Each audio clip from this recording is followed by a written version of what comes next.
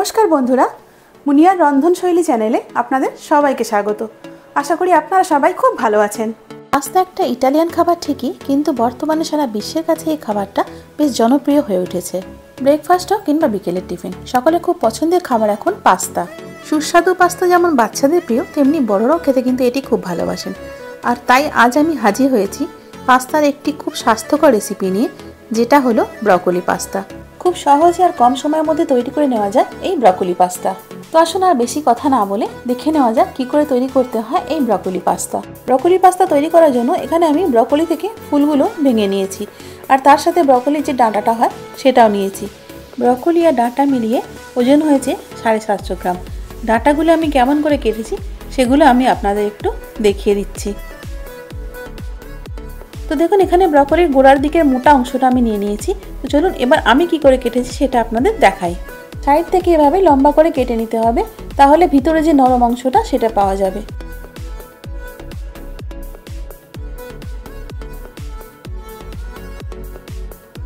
কেটে নেওয়ার পরেও একটুখানি শক্ত অংশ থেকে গেছে। দেখুন, এরকম হাত দিয়ে ছিঁড়লে এটাকে লম্বা আঁশের মতো উঠে আসছে।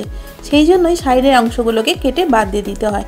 এই রেশাগুলো বাদ না দিলে সসের যে ক্রিমি টেক্সচারটা হয়, অর্থাৎ ভেলভেটি টেক্সচার, সেটা কিন্তু আমরা পাবো না। তাই অবশ্যই করে এই রেশাগুলো বাদ দিয়ে দেবেন।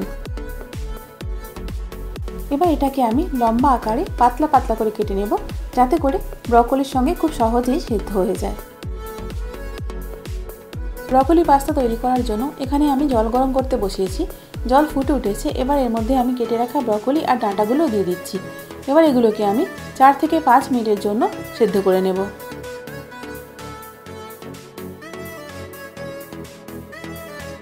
এবার আমি ঢাকা দিয়ে দিচ্ছি, যাতে করে ব্রকোলিগুলো তাড়াতাড়ি নরম হয়ে যায়। 5 মিনিট পর্যন্ত ব্রকোলি আর ডাঁটাগুলো আমি সেদ্ধ করে নিয়েছি। এবার এগুলোকে আমি জল থেকে ছেঁকে নিচ্ছি।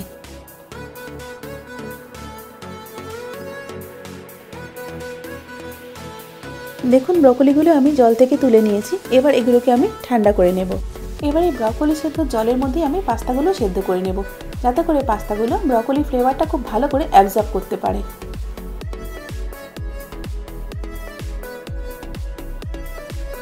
তো এখানে আমাদের পাস্তাগুলো সেদ্ধ হয়ে গেছে। এবার এগুলোকে আমি জল থেকে তুলে নেব। পাস্তার জন্য আমরা একটা সস তৈরি করব। সেজন্য মিক্সি জারের মধ্যে আমি একটা মিডিয়াম সাইজের পেঁয়াজ, যেটাকে লম্বা লম্বা করে কেটে নিয়েছি, সেটা আর 3-4 কোয়া রসুন দিয়ে দিলাম। এখানে আমি 2/3 কাপ প্রসেস চিজকে গ্রেট করে নিয়েছি। যদি আপনাদের কাছে পার্মেজান চিজ থাকে, সেটা আপনারা এখানে এর বদলে দিয়ে দিতে পারেন। এর সাথে এখানে দিয়ে দিচ্ছি 1 টেবিল চামচ লেবুর রস। এবার এই সেদ্ধ করা ব্রকোলিগুলো জারের মধ্যে দিয়ে দেব।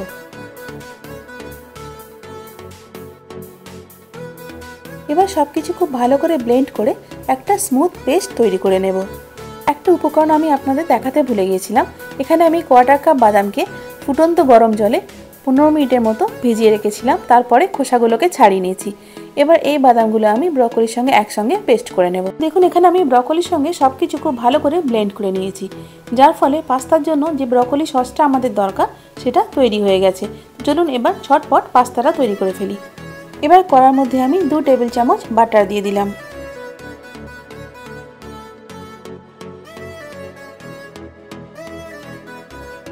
বাটারটা গলে গেছে। এবার এর মধ্যে আগে থেকে তৈরি করে রাখা ব্রকোলি সসটা ঢেলে দিচ্ছি। এবার এই ব্রকোলি সসটাকে মিনিট 2-এর জন্য একটু নেড়ে চেড়ে নেব।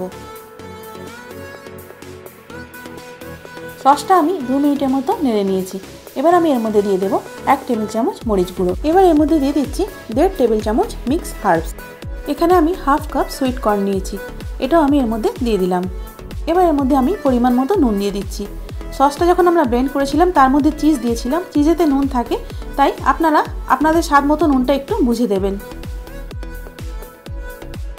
এবার সব কিছু খুব ভালো করে সসের সঙ্গে মিশিয়ে নেব।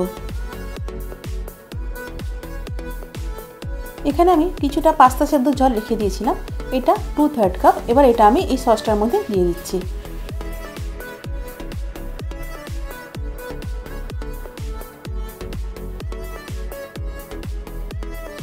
সসটা একেবারে রেডি। এবার এর মধ্যে আমি সেদ্ধ করে রাখা পাস্তাগুলো দিয়ে দিচ্ছি।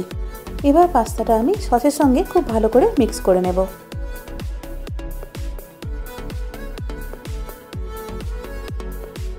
তো দেখুন বন্ধুরা, আমাদের স্বাস্থ্যকর ব্রকলি পাস্তা একেবারে তৈরি হয়ে গেছে। তো চলুন এটাকে এবার পরিবেশন করি। তো বন্ধুরা, আপনারা হয়তো পাস্তা নানা রকমভাবে খেয়েছেন, কিন্তু ব্রকলি পাস্তা কখনো এরকমভাবে খেয়েছেন কি? যদি না খেয়ে থাকেন তো অবশ্যই একবার ট্রাই করে দেখুন। কেমন লাগলো কমেন্ট সেকশানে জানান। আর যদি খেয়ে থাকেন সেটাও কমেন্ট করে জানাতে কিন্তু ভুলবেন না।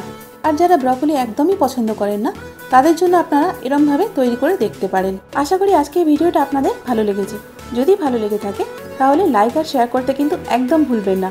আর এরকমই ঘরোয়া আর সহজ রান্নার রেসিপি পাওয়ার জন্য আমার চ্যানেলটাকে সাবস্ক্রাইব করে আমার সঙ্গে জুড়ে থাকুন। আর সাথে সাথে বেল আইকনটাকে অবশ্যই প্রেস করে দিন, যাতে করে আমার নতুন ভিডিও নোটিফিকেশনগুলো সবচেয়ে আগে আপনার কাছে পৌঁছে যায়।